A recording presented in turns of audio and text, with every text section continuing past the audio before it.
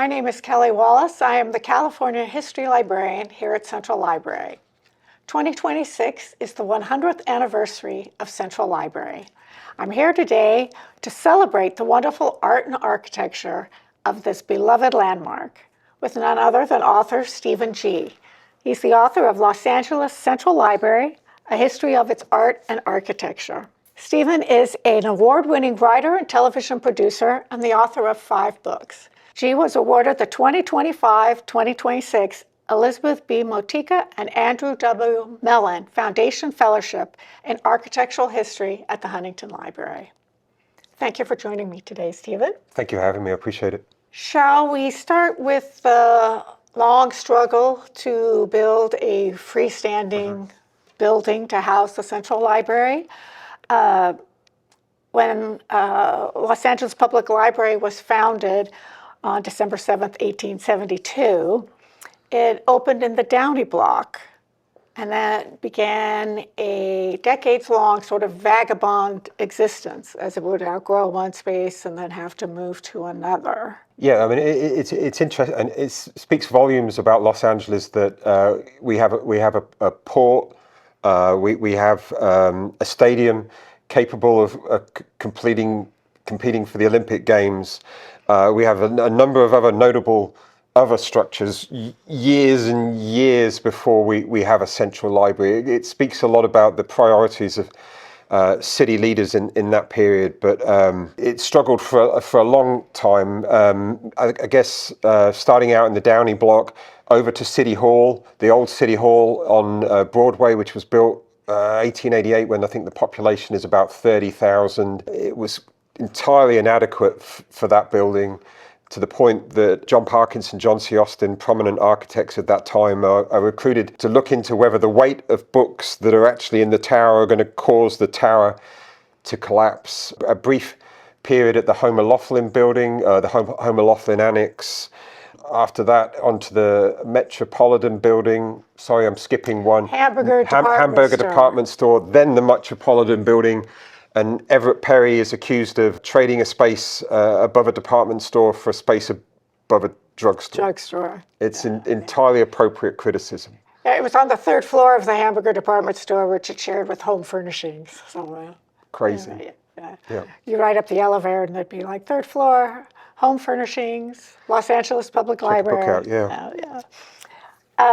As early as 1904, various proposals for a central library building started appearing in the newspaper and trying to sort of drum up support. And there was a debate about whether to put it in Pershing Square, but there was support for that and just as much opposition to placing it in, it's actually Central Park at that time. Right. I mean, that was an incredibly contentious debate that did actually go on for years. When I think about that debate, I think about Bertram Goodhue complaining about the idea of putting a library in Central Park, and he said that nothing should ever be built in that space other than a bandstand. And I think sometimes I think about the way that the city's reaction or the city's relationship with Central Park, and I think about Bertram Goodhue. And he really understood what that park should be. And it should be a place, if you're working downtown, to go and escape the city. That's it. He got it. And years later, we're still arguing about the same thing. Should we, reinvent it? Should we do strange things with it? And the city still don't quite get it. Everett Perry was named the city librarian in 1911 and almost immediately began lobbying for a freestanding permanent home for the Central Library. He came from the New York Public Library, which, it spent $9 million on its building and had a grand home for its library. He oversaw the move to the Metropolitan building, as you say. Well, he inherited a very expensive lease from Charles Lummis, who I guess liked to spend money. But by 1921, the lack of its own library building was becoming a civic embarrassment for Los Angeles, who like to consider itself a metropolitan city, and outlying suburbs like Pomona and Riverside had their own central library buildings. So there was a little bit more support. And in 1921, a $2.5 million library bond passed with 71% of the vote. So there were funds. And so now they really got to work on plans. And Bertram Goodhue was selected as the architect. Now, he had first come to the attention of City Librarian Everett Perry after the 1915 Panama, California Exposition in San Diego. Sure. And he was fond of the Spanish colonial revival style that Goodhue had used in that exposition. Right. And Perry and the Library Board of Commissioners were sort of interested in something in that same style. And then they ended up with something quite different. Yes. Now, how do you think that Goodhue made the sort of transition to the more modern? I think the essence of what was happening here is that, Goodhue had become really a master at reinventing complicated historical forms, and he'd grown tired of it, and he'd moved on to an entirely new form of architecture that didn't really belong in any single category. It's a whole combination of different factors. You see the beginning of that evolution with the Nebraska State Capitol building. That you see here, it's really the culmination. It's the sum total of his architectural experience that what goes into this building. And even though Bertram Goodhue dies before this building is complete, at least within the arc of his career, he got to do it. He got to really challenge himself, really impose new ideas about what was possible in this building. Do you think that if he had lived longer, he would have a more prominent place in modern American architectural history? I mean, potentially. I mean, when you think about Bertram Goodhue and you think about this building, I mean, it really tells the story of Los Angeles in some ways. I mean, a lot of the civic buildings up until this point were very conservative. They mostly looked like each other, or they weren't wildly different. Here you have a building that, I mean, I first stood in front of this building in the late 90s. I didn't know what it looked like when I first came here. I didn't really know much about architecture at that point. I stood in front of it. I had the address, and I remember the first time I stared at it, and I'm like, "Is that the library? Is that really the library?"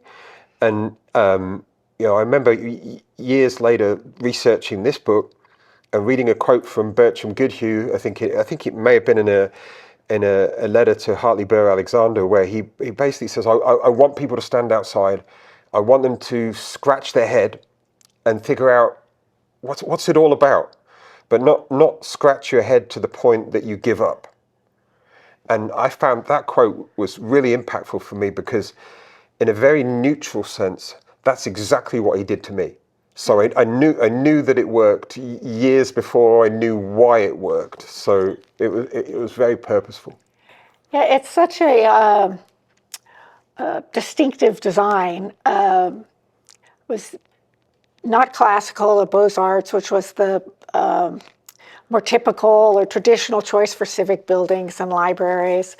And it's, I think, sort of fitting for Los Angeles in that it's a blend, an exotic blend of many different sort of cultures, which Los Angeles is and has been really from the beginning. And there's a little bit of Spanish, Egyptian, Byzantine influence.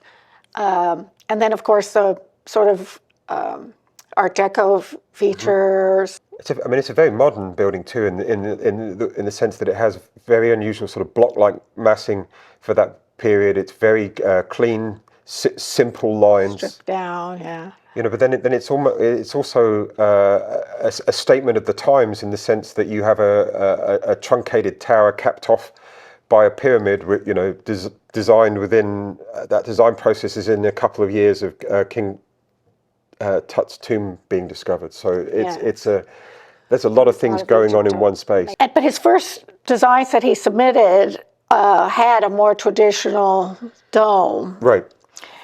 But which you would expect, right? I mean, that's what his clients want. They want those sort of almost like fantasy Spanish buildings that they've seen in San Diego recreated in Los Angeles. And I think I don't know if Bertram Goodhue knew at that point where he was going with that process, but I think if he delivered what he finally delivered in the first stage of this process, then he probably wouldn't have got the job. So, if he was going to string them along to a certain degree and allow his own artistic inspirations to evolve, he did an excellent job at it. I just want to point out some of the features on the outside of the building, like you say, the Art Deco features. It has the piers and the recessed windows, a little more verticality.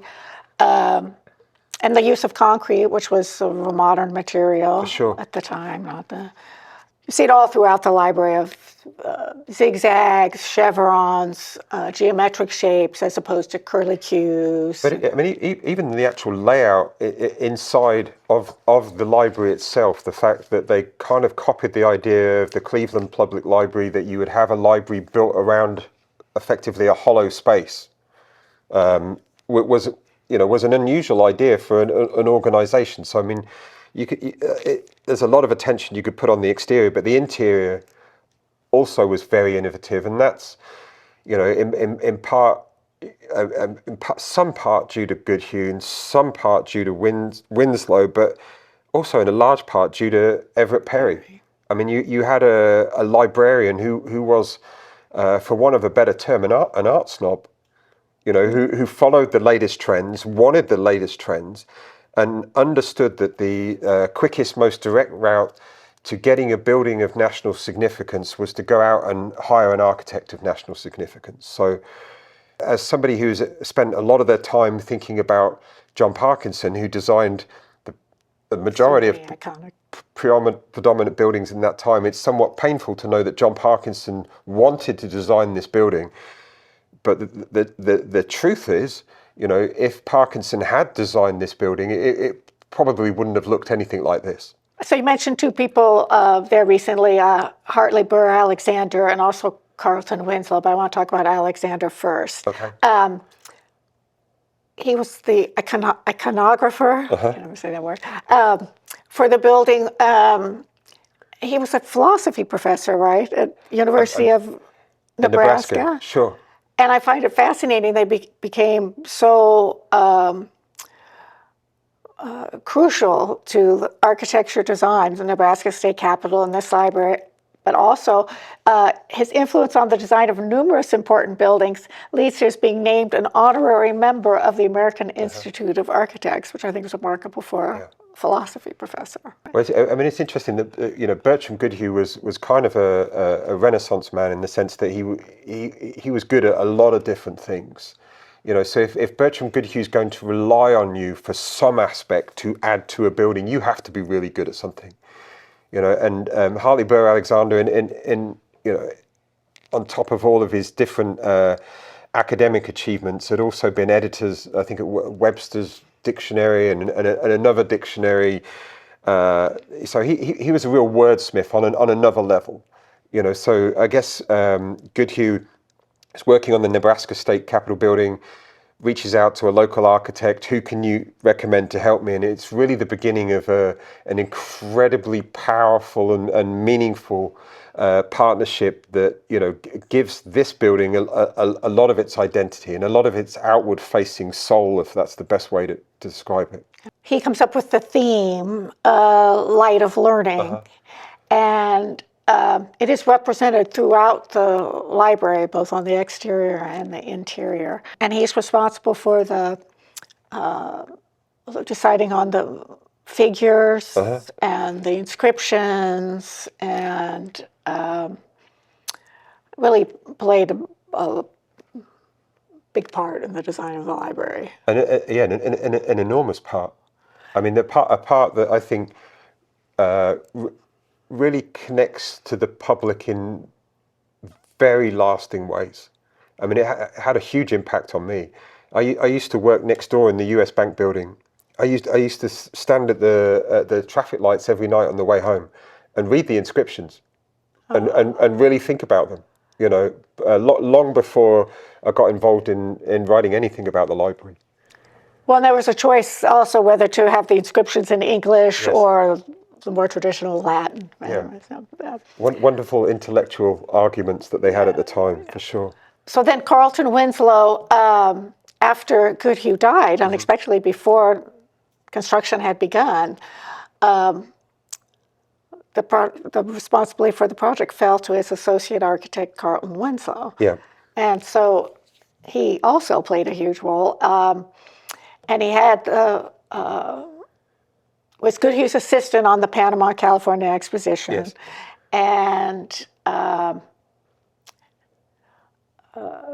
had the blessing of Goodhue's widow. I'm not sure how much weight that carries, but I mean, Winslow in some ways was used by Perry as a way of sort of offsetting that argument that we should have a local architect. You know, so Perry would say, well, you have Winslow. Still give me Goodhue. I still want Goodhue, but you have to have Winslow.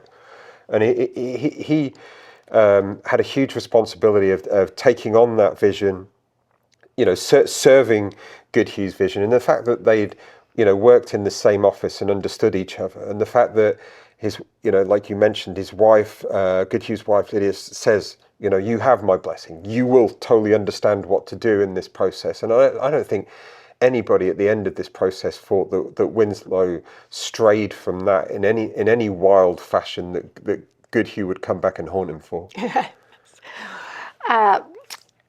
So then now let's move on to Lee Lowry, the sculptor. He had worked with Goodhue on a number of projects from like 30 years right before the library project. He's probably best known for his sculpture of Atlas in the Rockefeller Center. But he had an amazing role in the library as well. He has said that you can describe the building without the sculpture, but you cannot describe the sculpture without the building, because the sculpture is so thoroughly integrated with the architecture. Yeah.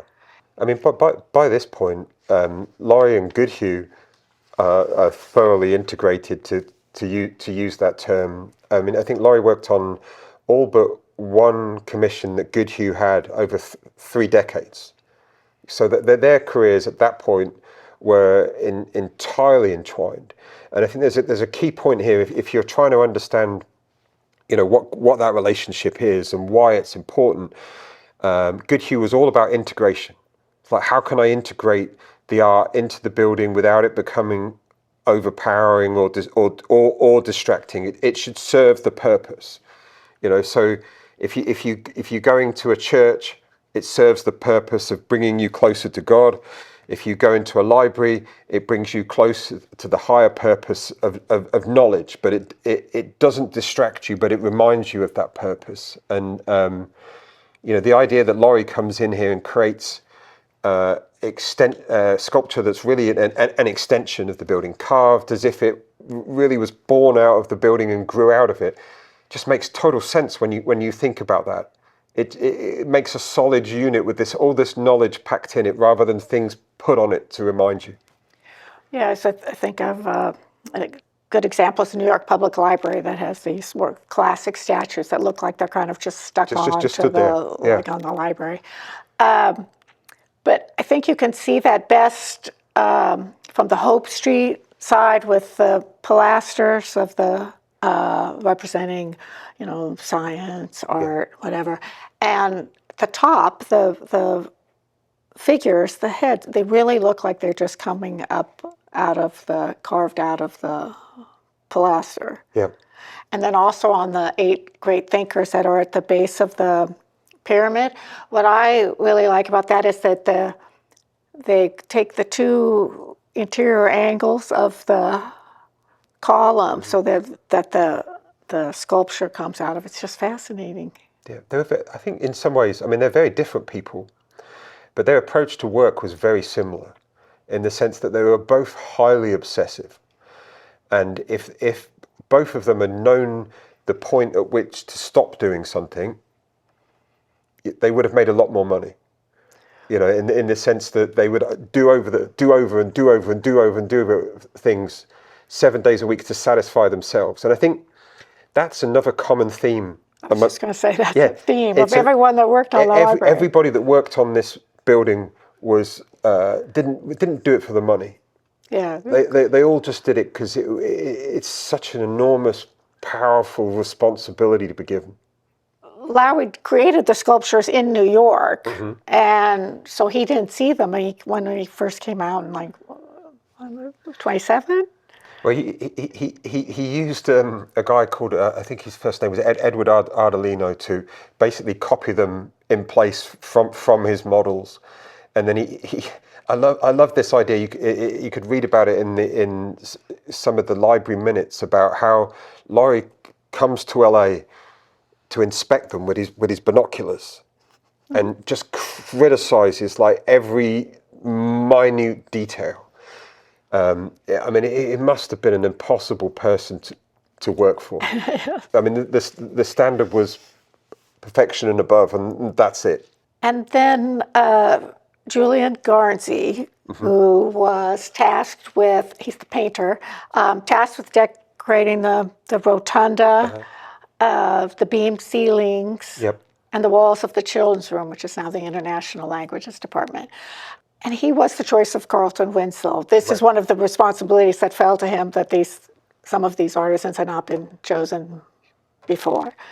But I like what he says. It kind of echoes what you were saying about Goodhue's idea of ornament, because the style of ornament will not be historically consistent for the reason that the building itself cannot be placed in any historical style. It has elements of many styles fused together in a harmonious new creation. And so he chose a geometric design, geometric ornament, straightforward, infinite combinations. He goes older than history. It results in a very powerful rotunda ceiling, I think. No, it's wonderful. I mean, it must have been unfortunate for him that he had to tone it down slightly to, you know, not overpower what was coming next with Dean Cornwell's murals. But yeah, I think he got into Goodhue's mindset, understood that it was a complicated blend of things that went on in this building, and somehow managed to fit within that larger program. Yeah, everything's cohesive. And he also created a 24-pointed star in the center, which of course then ties in with the chandelier, which comes in later. And then the beam ceilings, the ceilings and the beams that he decorated were made look like wood and had the various shapes. He also did the Powell Library at UCLA, which is, you can recognize sort of the... I think he also did the ceiling in the Fairfax High School. Which I got an opportunity to see it, and it looks very, very much like he would have done it. And then you mentioned Dean Cornwell. I find this kind of interesting. He's one of the top American illustrators, right? One of the highest paid artists in the world. So why did he want this job, do you think? Well, no, I mean, if had he started doing murals already? Yeah, I mean, that was definitely in his wheelhouse. But if you look at the end process of this, and I mean, at the time that Dean Cornwell's murals in the Rotunda were finished, and they were promoted, and I don't know for sure if this is entirely accurate, but they were promoted as the largest work by a single artist since Michelangelo had worked on the Sistine Chapel. Why wouldn't you want to do it? I mean, it's so enormous that you have to put 200 characters into, you know, and each of those characters would have required, you know, several studies to get them to a point where he was even remotely happy with them. Well, he had to do them in Paris, right? He didn't have a space big enough in New York. In London, New York, all over. So, yeah, I mean, it's I think for somebody like him, it's one of those commissions that you would have gone for it. You probably wouldn't have thought it through to the point where you realize what a toll it would take on your life, you would probably be focused entirely on what it did to your legacy, and you would be determined whatever it took to get there. And I think what you're alluding to here is that it took a lot out of him. Well, yes, because that's we mentioned it damaged his health and left him in almost close to financial ruin. But then we're still talking about him 100 years later, so it was totally worth it, right? Yes.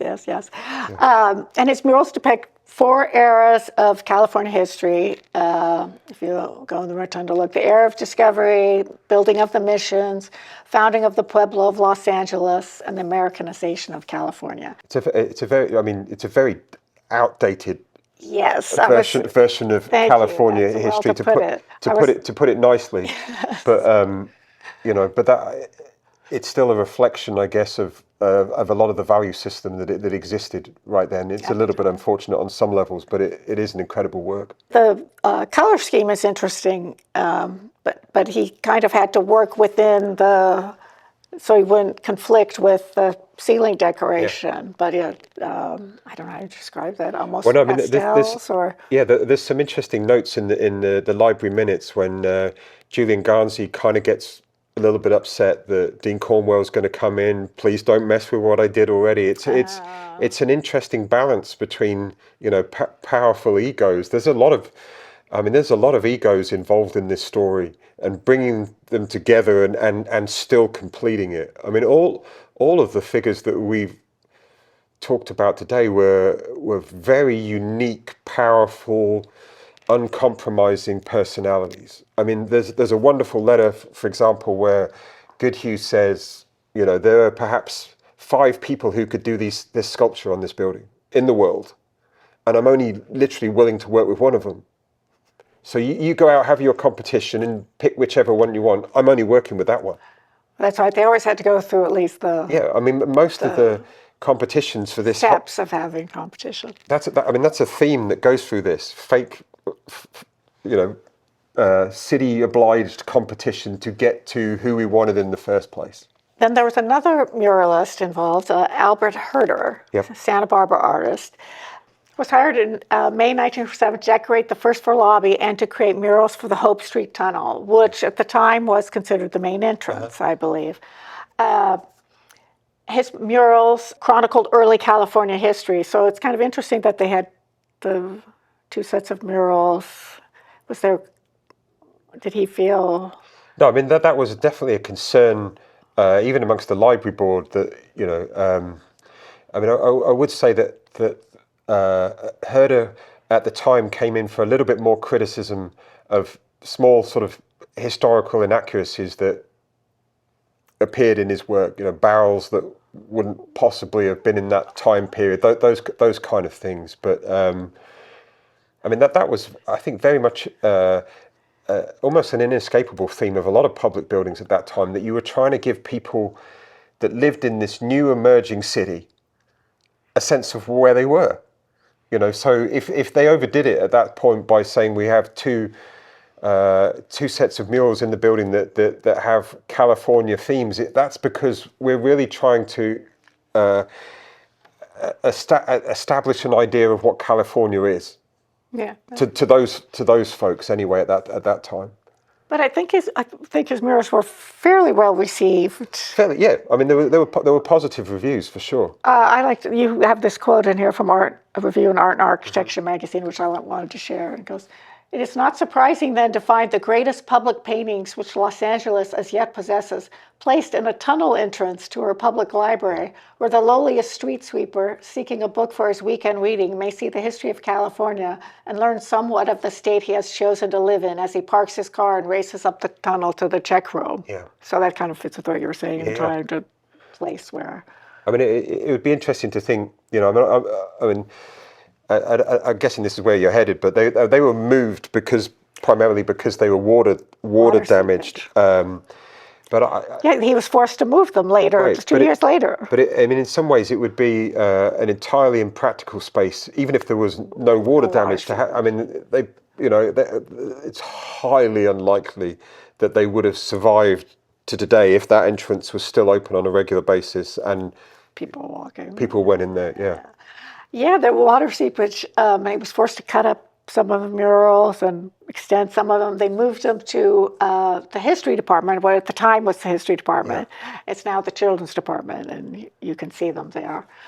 And you can still see water seepage in the Hope Street Tunnel. It's not open to the public, but if Sure. you go down there, there's still water seepage visible. I mean, that must have been such an incredibly painful experience for him in some ways. I mean, it's wonderful that you got a commission to work in this building. I mean, you're already getting second billing to Dean Cornwell, you know, on the roster of things, and then you know your work is put in almost an entrance that most people are speeding through. That it doesn't have that sort of very sacred sense to it. You're going to stop That the rotunda does, yeah. Look up or anything. And then to kind of have to cut them up, and I mean, again, I mean, I guess we're still talking about him 100 years later. It doesn't on that point. It doesn't you know it doesn't diminish from him, but it must have been difficult. So before we sort of wrap up this part, I want to go back to the rotunda for a second for the chandelier, the zodiac chandelier, which I think is one of the most spectacular features in the interior. It's 9 feet in diameter. And Lee Lowry, the sculptor, was responsible for a lot of the metal work, Yep. the bronze doors and light fixtures, but he fashioned the chandelier. Yeah, with Judson Studios doing the globe. Yeah. It's a globe surrounded by the 12 zodiac signs and then 48 light bulbs. It's really great. I want to talk just a minute about the garden design because, of course, it's sort of reflected in the current Maguire Gardens, but we have some photographs. But that, again, was sort of a simple, stripped-down idea of a garden and walkway up to the entry of the library. I mean, even the idea of having a shallow pool of water, you know, was a very. It's almost like a respectful purpose. We don't have infinite amounts of water, so we're going to have, you know, not like a deep pool that you could swim around in. It's a very reflective of the environment. It's a little small amount of water.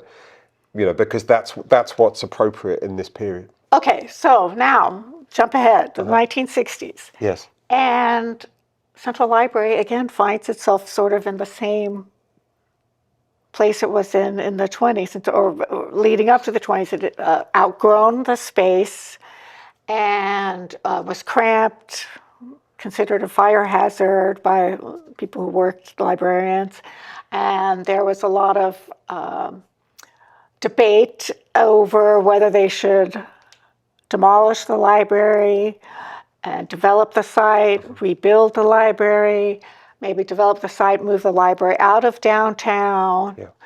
And then there was a strong push to preserve the library. So I don't know if you want to speak just a little bit about how it sort of reflects what had happened earlier. No, I think that's such an LA story, right?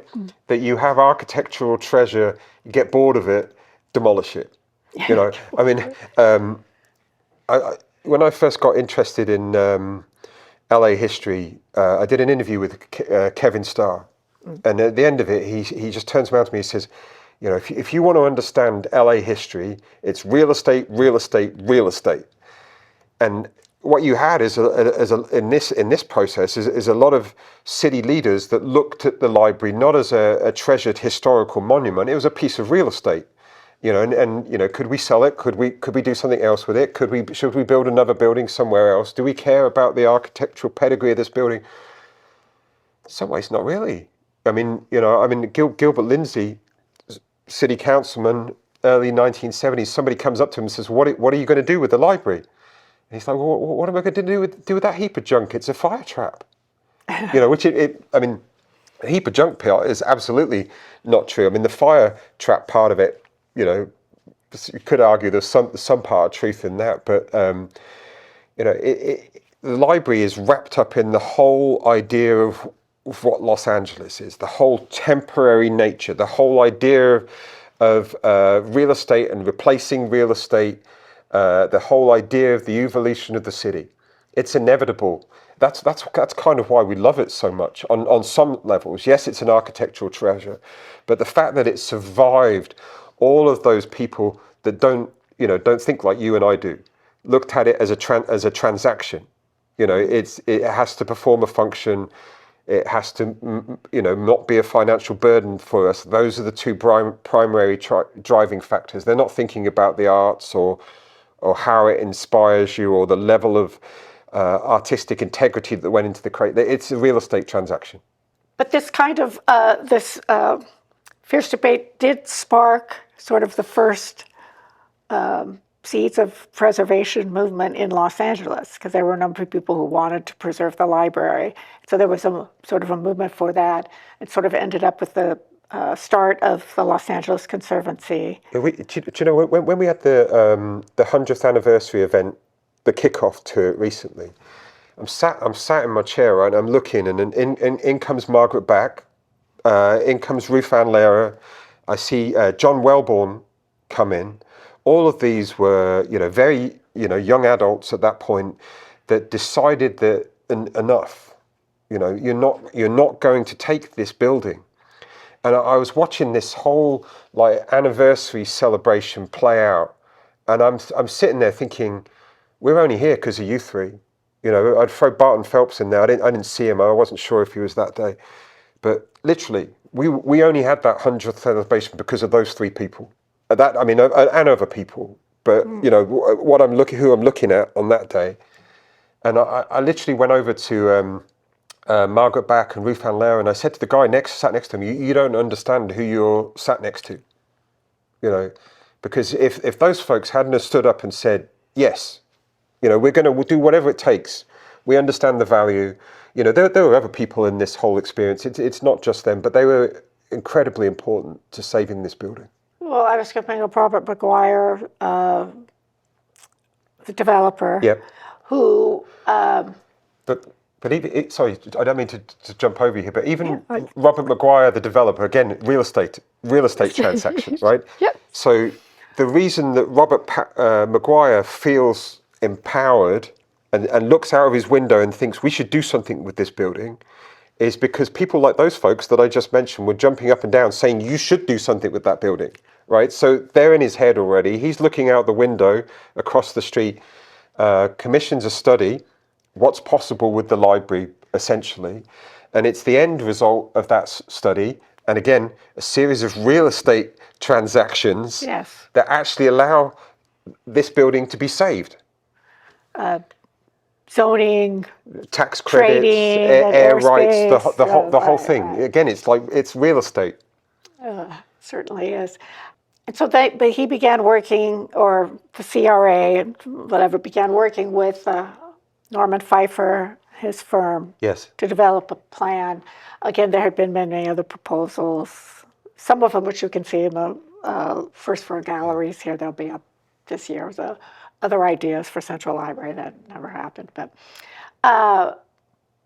the Hardy, Holzman, Pfeiffer Associates had done a lot of adaptive reuse and historic expansion of historic buildings, so they seem to be a good fit for the project. Norman Pfeiffer is sort of infinitely qualified as an architect, but I think what I found interesting in this process is that it was great that he was an architect, but you also needed to be a diplomat. You needed to be a politician. You needed to navigate an incredibly complex legal process through the city, and not just the city, like the state. Didn't you say the whole? There were like 20 agencies. The whole package, yeah. And I think it took a unique personality to do that. And when I think about Norman Pfeiffer, when it was the 25th anniversary of the reopening of the library, and we did a panel discussion in the Taper Theatre, and I said to Norman Pfeiffer, I'm just going to ask you a few questions, like these questions, boom, boom, boom, easy, right? And the next thing I know, I'm getting like a calendar invite to come to his office, right?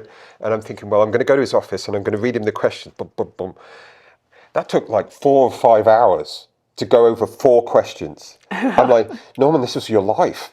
But then you realize, again, going back to that connection of obsessives, that worked on this building.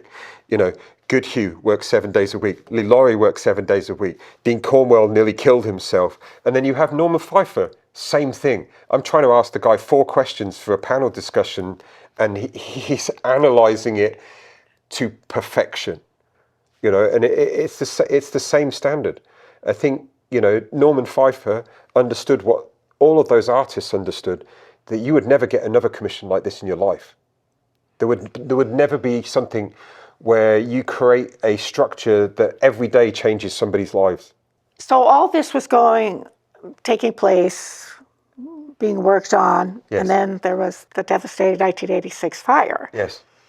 And Norman Pfeiffer was in the building, wasn't he? He's in the meeting with Betty Gay, the director at the time. Librarian. Yeah, and I love Central. I love the fact that they're in the office, and the fire alarm's going off, and they just ignore it because they're so used to somebody pulling yeah. you know, pulling the fire alarm, or yeah, and absolutely devastating, defining point in this building's history, but then another reminder of why folks love it. Well, and it created there was an outpouring of support. Yes. And I think the Los Angeles Times, you mentioned the book, it said it created this civic energy, a burst of civic energy, you know, that hadn't been seen, you know, since the Olympics, which wasn't that far before. So I don't know, the projects are always underway, but I think it might have given it a little, I don't know, kick in the pants, whatever, for the restoration and expansion, or just the scale of that fire. I mean, what is it, like 375,000 books destroyed, 700. I mean, these numbers might not be entirely accurate, but like 750,000 damaged on some level. Yeah. I mean, it required so many people to step up, kick in, volunteer their time, show that they care. And that's a large part of the spirit of the building when you walk in here now. You can feel that effort. And it's amazing that the art from the original 1926 building was saved. Yeah, I mean, this was another discussion with Norman Pfeiffer that same day, and I asked him about that day, and he said that there was so much sort of gunk, city smoke, cigarette smoke, city grime, however you want to describe it, that it caked itself onto those murals. That served as protection. It served as some kind of weird, kind of like smoke protection. The expansion of the library is just, I think it's just such an amazing project, such an amazing outcome. Well, I mean, it's incredible when you think you have to try and tie essentially 2 buildings together in a way that doesn't feel awkward, you know, and you have all of these legal restrictions that you're not allowed to create something that looks historical, but then you don't want to create something that looks entirely odd off the you know, the backside of it. They look like they belong together, and you know, that was probably Norman Pfeiffer's great achievement here, is to you know, pay compliments, tributes to Bertram Goodhue, but not be entirely overpowered by him. You know, to fit within this space and work with him as a partner, essentially. And they were able to preserve most of the original building, except for the children's room. Something else. Yeah, I mean, they incorporated. They repurposed a lot of Lee Laurie's work that had to go somewhere else. Yeah, the thing about the doors, you know, Into to the entry to the yeah. taper, and a lot of the children's garden is in the children's court. Yeah. Same thing. But they also, the little details, they took inspiration from the Goodhue building for details, the carpet design, the design of the upholstery for the taper seats. They took cues from the shapes and designs. I think Norman Pfeiffer spent an incredible amount of time getting in sync with Bertram Goodhue. You know, and even like if you talk to him like 25 plus years after it, that's fully locked in his brain. Okay, so let's talk about the public art projects in the new wing, Yes. the Tom Bradley wing. The public art projects were selected by a rather large committee of Pfeiffer, library board commissioners, cultural affairs department, CRA, and local art experts. 11 artists were selected, but there was only funding for 5 projects. Right. And then the funding supposedly was going to come later for the others. And See, this is a big difference between probably what Bertram Goodhue would have had. I mean, even though it went through a process, he would have had. Well, he probably would have negotiated for final say on the artists that came in. Norman Pfeiffer didn't have that. He tried to negotiate, but in all likelihood, he would not have chosen Thurman Statham to give you who created the chandeliers in the atrium. And there's this wonderful story where Thurman Statham talked about the first time that he bought those chandeliers in, and they're flimsy. And you remember, like, Thurman Statham never created a chandelier, and this is the first time he's doing it. And he's bringing these chandeliers into the building, and Norman Pfeiffer just doesn't even want to look at him. Hates them. Just absolutely hates them. And, and you look at them now, and you're like, genius. They are part of that space, right? They belong in that space. They're integral to that space. And anything else in that space would feel entirely odd now, having grown into it. And when we had the 25th anniversary, so I'm stood there, I'm talking with Thurman Statham, who hasn't seen Norman Pfeiffer since that time period, right? And I'm like, oh boy, it's like just the three of us stood there. And I don't know, I'm feeling this energy massively. I'm like, whoa, and it was really cordial. They totally buried the hatchet, and they got on, they were friendly, but it was for Thurman Statham, it must have been totally demoralizing to go out and create something, and the guy who's doing the building made it pretty clear that wasn't what I wanted. yeah, you mentioned in the book that he said nobody would even say hi to him. Nobody would talk to him for a while until they sat there. Yeah. That's terrible. And then Renee Petropoulos, who did the Seven Centers, which is the colorful mural on the first floor, and she incorporated in modern fashion a lot of the a lot of geometric shapes, starbursts, same kind of celestial themes, yeah. But I read that she had to spend 3 months basically in a plastic bubble. Yeah. To prevent the dust, Yeah. the ceiling dust. I'm like, oh my God. Thermostat we talked about, and then done a place for everything and everything in its place. Elevator shaft. That's another one of my favorite parts of the library. But go ahead. I would say that one of the ones that I really like, because it has like a purposeful, sort of beautiful, elegant simplicity to it. Anne Preston's Illuminations, because essentially what you're looking at is a female form with the light stands basically on the landing points, and it's just such a wonderfully beautiful, simplistic, but then incredibly elegant idea at the same time. That what do you do in a library? You light up your brain, and the rest of your energy radiates from that central spot, and that's what she did. I mean, it's a very direct line to expressing the purpose of the building. Interesting thing about that is that she says that because originally that south wall was supposed to have a tile art project. It was one of the art projects that didn't get funded. So she says that her project was more reserved. She goes, it's so reserved because she thought it was going to be up against this tiled wall, and it's not. So but that again is a very familiar theme that goes through a lot of LA civic buildings over the years. Same thing happened at City Hall, that you start out with these very ambitious plans to hire all of these wonderful artists to come in and create works for your building. Building goes up and you're like, oh boy, I spent too much money already.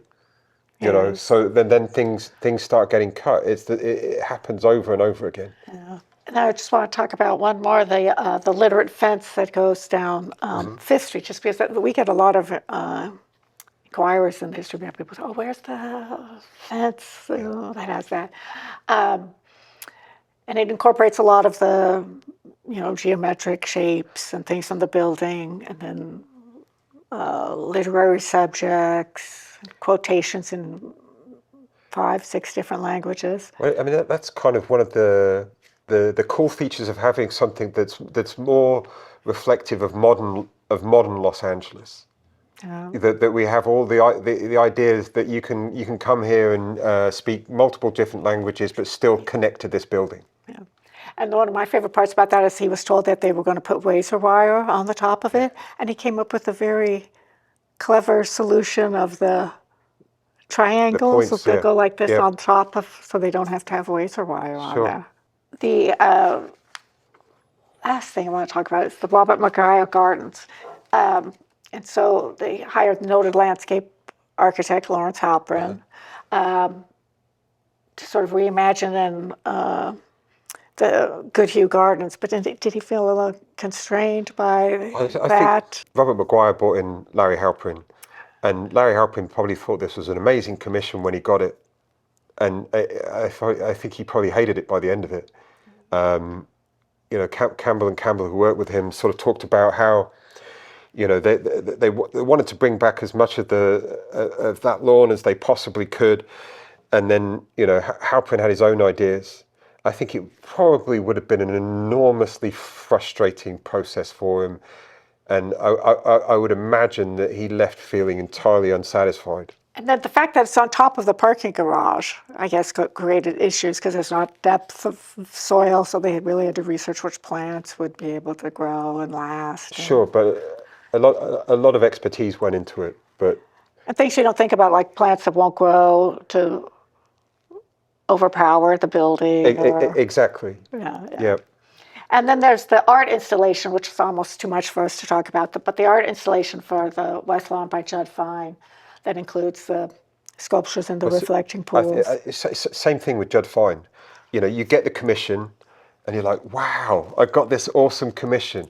And then he finds out that so much of Goodhue's original design is coming back, and then he kind of goes through a period where he thinks, well, I can still do this.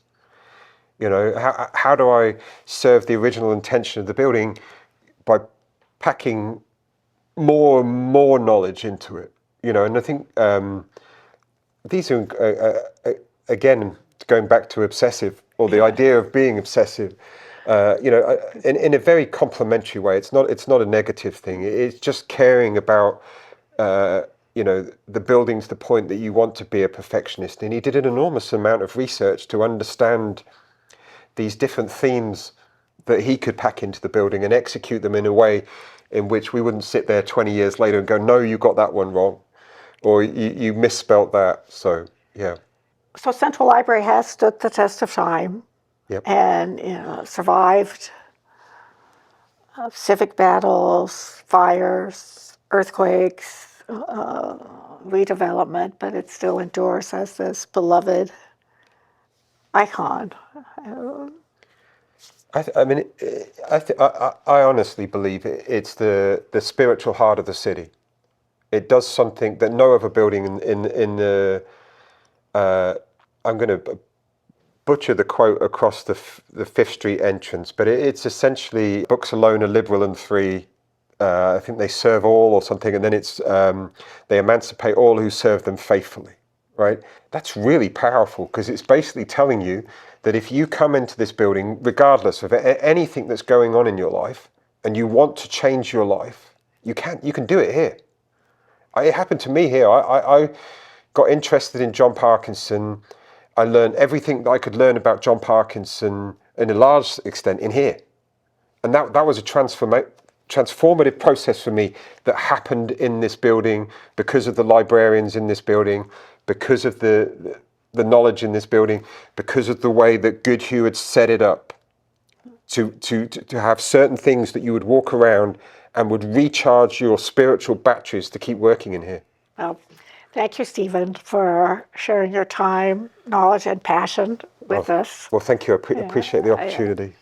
And I just want to encourage everyone, if you have not been to Central Library, I hope this inspires you to pay a visit. And if you have been to Central Library, maybe you'll take a closer look. There's something to see everywhere you look. For sure.